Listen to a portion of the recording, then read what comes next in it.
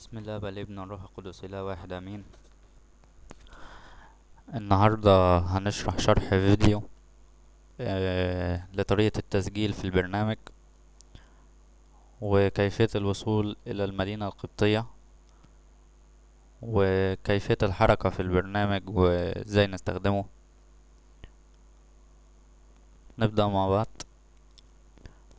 أول حاجة هنفتح الموقع الرسمي للسكند لايف www.secondlife.com www.secondlife.com. هيفتح معانا الشكل دوت. هتلاقي على اليمين من فوق كلمة join now، هتضغط عليها عشان نسجل في البرنامج.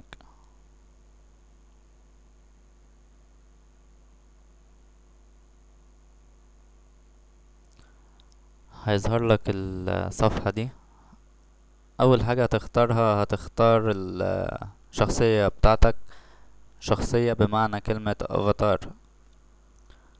هتختار الافاتار بتاعك سواء ولد او بنت، الشكل اللي انت عايزه.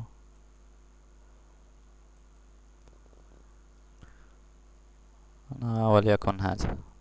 بتدوس choose this avatar، بيحولك للصفحة دي بتختار الاسم بتاعك اللي انت هتدخل بيه، اكتب الاسم اللي يريحك. انا هكتب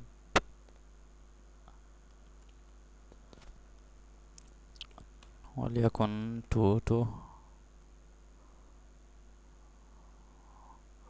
77. وبعد كده بتدوس check available. الاسم ده مختار، الاسم ده موجود قبل كده، فبختار. بتقعد تختار في الاسم بتاعك لحد ما بيقولك this available، يعني متاح.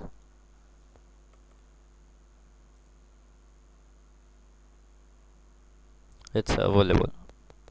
بعد كده بدوس على next setup.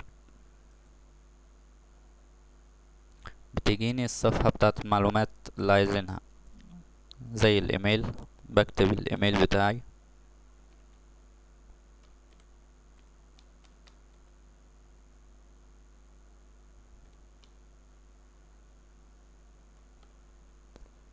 ولازم يكون حسب الايميل بتاعك ياهو، هوت ميل. اهم حاجة يكون ايميل صحيح عشان يوصل لك بريد التفعيل.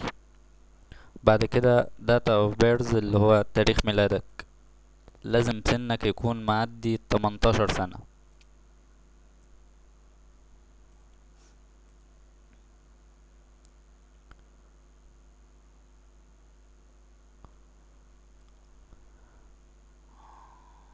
ماشي. بعد كده بتكتب الباسورد بتاعك. اهم حاجة ما يكونش اقل من 6 ارقام.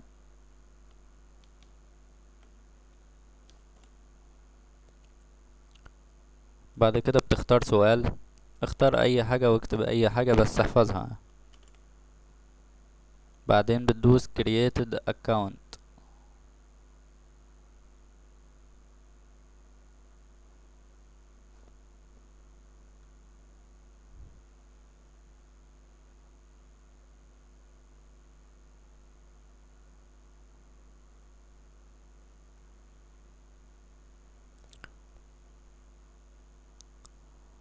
كده بيقولك هتحتاج الشخصية ديت بريميوم او فري. بريميوم حساب بيندفع له فلوس، ليه مميزات خاصة، بيبقى ليه بيت وليه حاجات يعني ما مش ضرورية. فبنختار فري اكاونت وبندوس على كلمة select.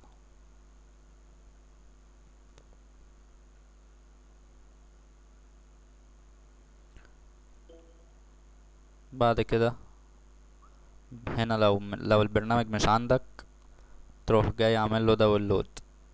لو عندك بتكنسل عليها وبتدخل عادي. كده يبقى خلصنا من اول خطوة اللي هي مرحلة التسجيل. هتنزل البرنامج وهسجل حوار تاني،